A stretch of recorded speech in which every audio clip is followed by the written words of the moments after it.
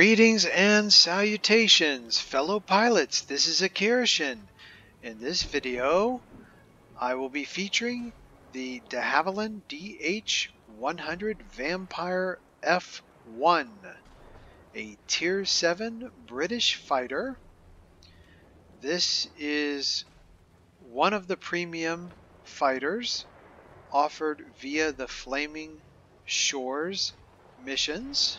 I do have this aircraft at specialist level.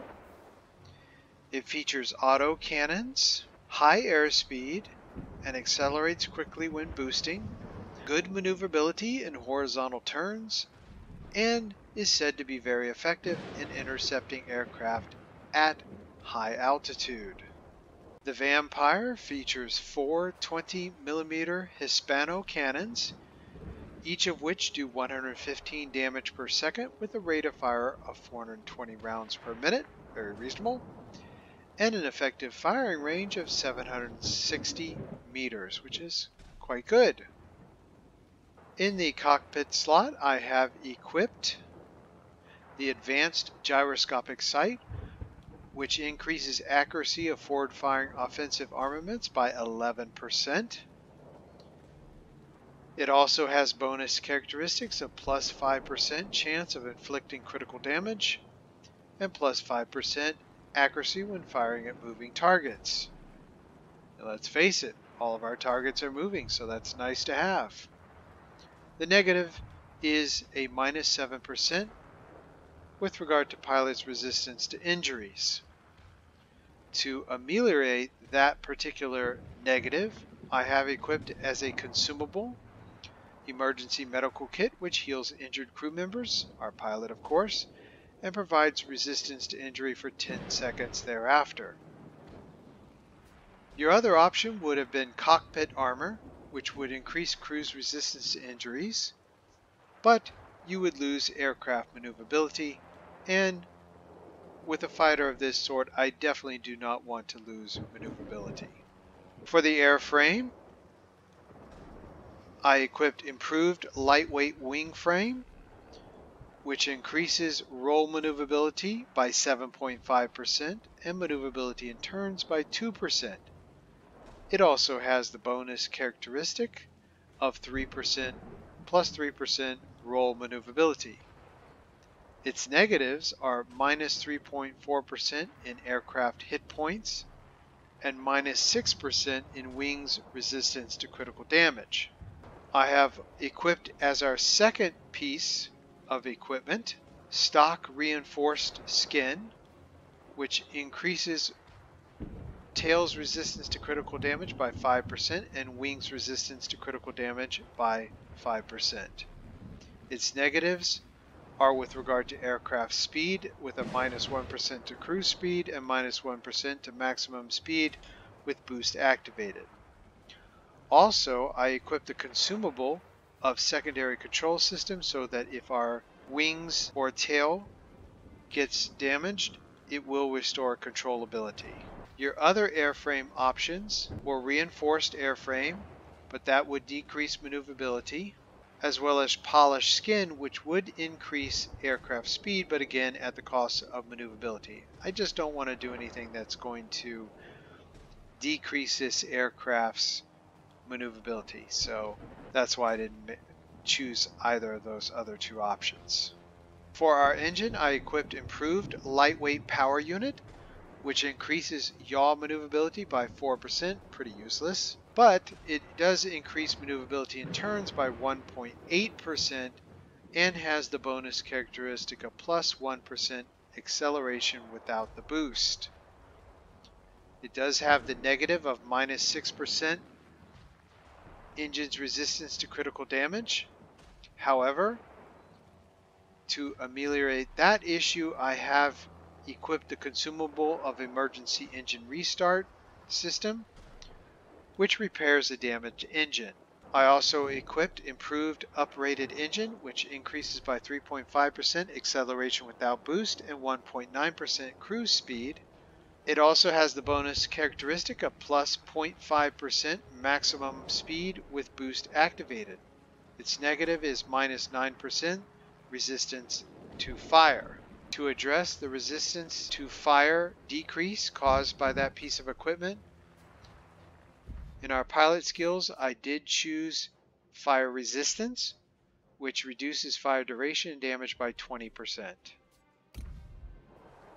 Your other options would be engine armor protection, which increases the engine's resistance to damage, but at the cost of aircraft speed. I didn't want to lose speed. Combined injection boost system, which increases boost efficiency, but at the cost of boost availability. I didn't want to choose that because I want our boost available as much as possible. Also, as a consumable, I chose emergency engine cooling, which improves the engine cooldown rate by 5 times for 10 seconds. So once you've used your boost, if you need to keep up your speed, you can hit emergency engine cooling, and that will help significantly. In terms of ammunition, I did choose to go with fragmentation ammunition, which increases maximum chance of inflicting critical damage and is recommended for autocannons, which we do have on this aircraft. Now, you'd be fine with going with universal ammunition. There's not a huge difference between the two, in my opinion. If you perform well with the fragmentation ammunition, you'll also do well with the universal ammunition. But I have several of those fragmentation ammunitions in the depot, so why not use them? So basically what we've done here is made sure that we have good synergy between our equipment and consumables, which I think is very important. You want it all working together.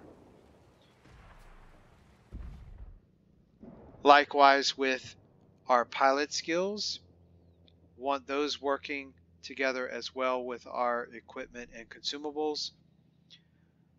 And so I went with Engine Guru 1, which increases engine thrust by 3%. Also, to help our maneuverability related upgrades, I went with Aerodynamics Expert, which increases the positive effects of the mounted equipment on aircraft maneuverability and speed by 40%. I also went with Aerobatics Expert, which increases maneuverability in all axes by 2% and provides a significant advantage in close maneuvering combat. Already mentioned to you that I also spec'd into fire resistance because of our increased fire chance due to that one piece of equipment we talked about. And then I had one skill left over, so I went with Eagle-Eyed, which increases range at which enemy aircraft are detected by 10%. In terms of this aircraft's stats, its maximum optimal altitude is 1,600 meters.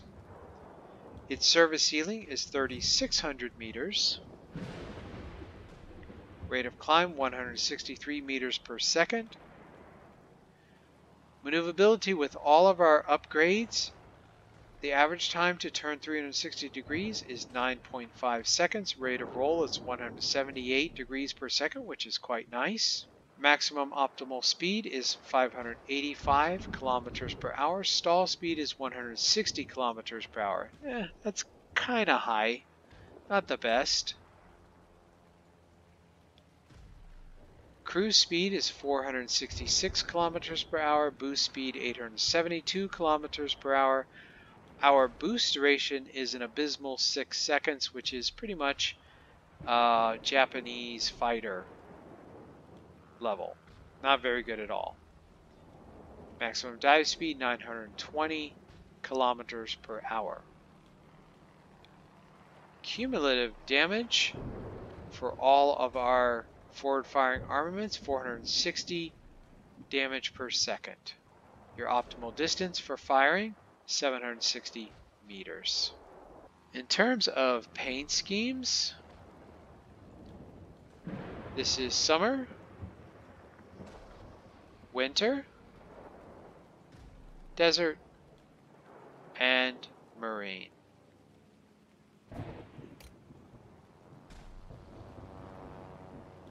Let you have a good look here.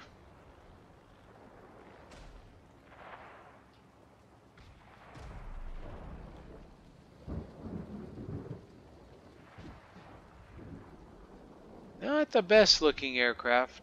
Kind of looks like a frog.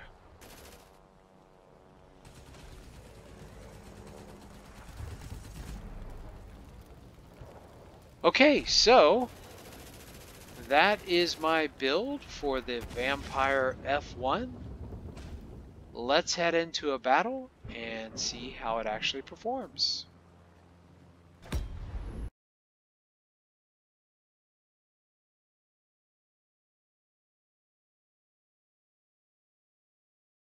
Okay, so we are going to be fighting in our specialist level Vampire F1 over the Cold Peak Cornerstone of Control Theater of Operation. I have not actually fought over this one before. You are approaching the area of combat operations. Be ready. It's a pretty vista. You are approaching the front line. Off we go. Well, I guess we'll just head to this garrison over here.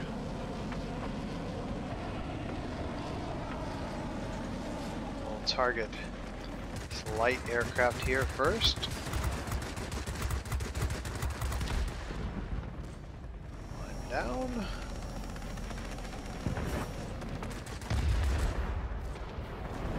Well, that didn't take long, did it? Guess we'll head on to this garrison here at center map. There is a horde of enemy aircraft there. Looks like our first target is going to be this F-7F heavy fighter.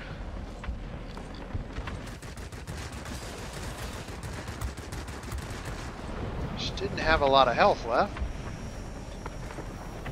Go after this light fighter here. See, it has pretty good maneuverability. Now we'll head over here. Ooh, hello. ME-109TL there. Well, that's sharp with the silver paint scheme. Of course, I would have rather not been shot down by it, but beautiful silver paint scheme or no. Alright.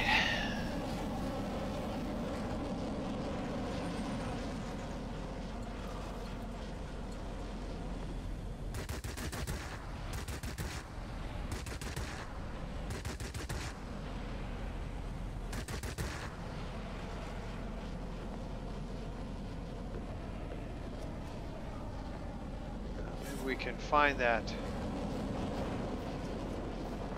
aircraft. Of course, we've got this IL-40 here.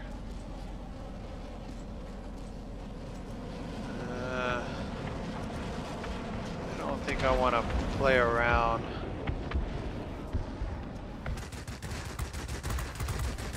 With the ground attack aircraft while there are all these fighters out here.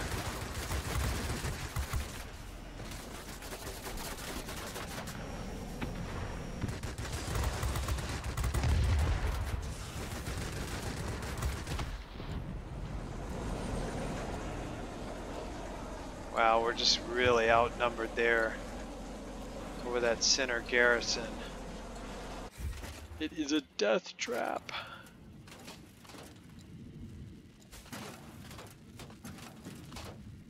Okay, well, I think we need to marshal our forces in there and see what we can do. Got 3 sectors to their 2, so that's good.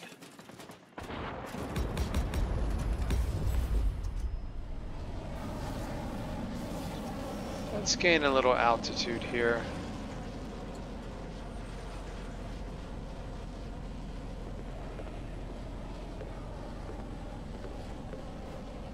(1,600 meters) was our max optimal altitude, so we are certainly a little bit above that.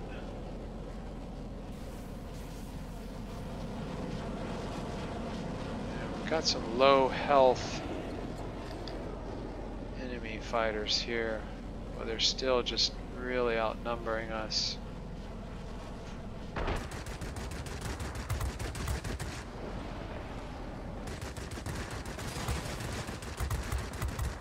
going to try to really keep an eye out on the mini-map so I don't get jumped. Ooh, it's a target of opportunity. Now we're clearing some of them out. This guy looks like he has pretty good maneuverability. What is he? That's that LA-7 that shot us down earlier.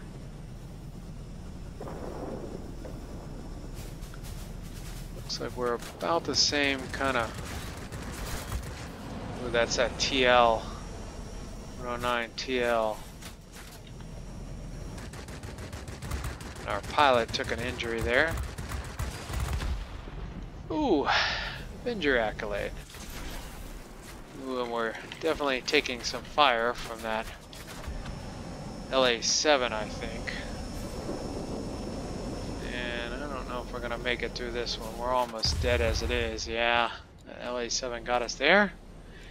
But hey, we shot down the 109 TL at least, right? Alright. We're still doing pretty well overall, team-wise. 540 to 270.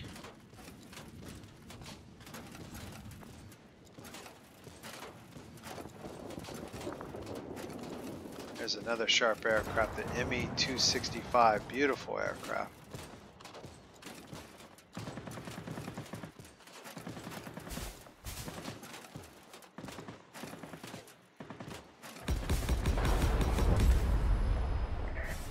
Hang in there. You'll soon be cut off from support. I say again, support will not be available. Keep it up. Victory is almost ours.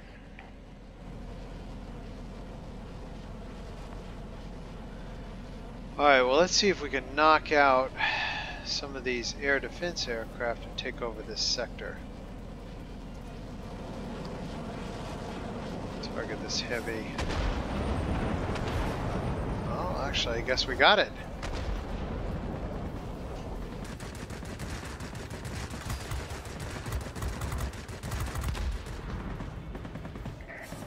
We cannot support you any longer. The storm is too heavy. Do you copy? Over. Oh, there's that LA-7. I would love to get him. Ah, one of our compadres got him.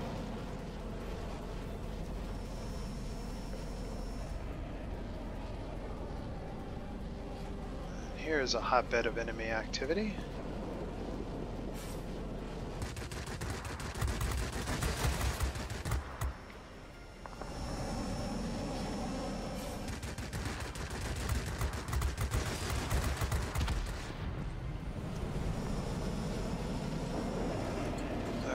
Let's see if we can get this I-260 here. Good aircraft. Hard to see with the cloud cover.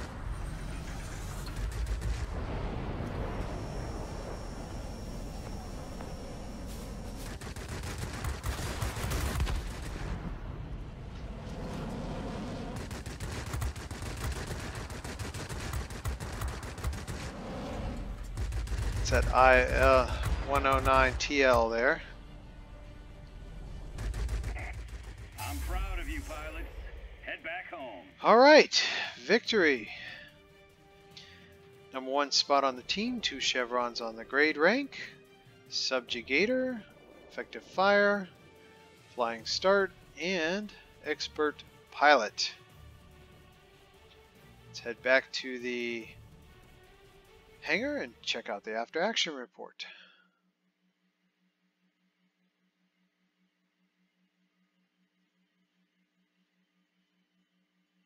Well, I must say I really enjoyed that vista that we were fighting over. I had not fought over that theater of operation yet, so that was fun. Alright, so 209,581 in currency. Almost 14,000 in experience points, that's really nice, and 695 in free experience.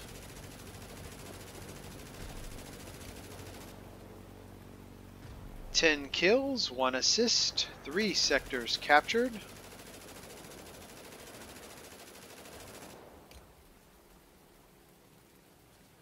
$9,135 in personal points. So yeah, the very good result there for the Vampire F1.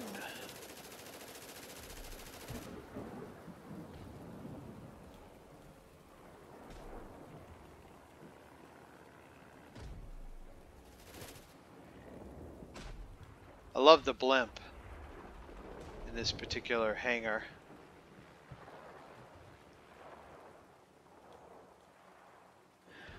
Alright, so there you go, folks. The Vampire F1. I hope you have really enjoyed this video as I have bringing it to you. And if you get an opportunity to fly the F1, even at specialist level, I hope you have great success.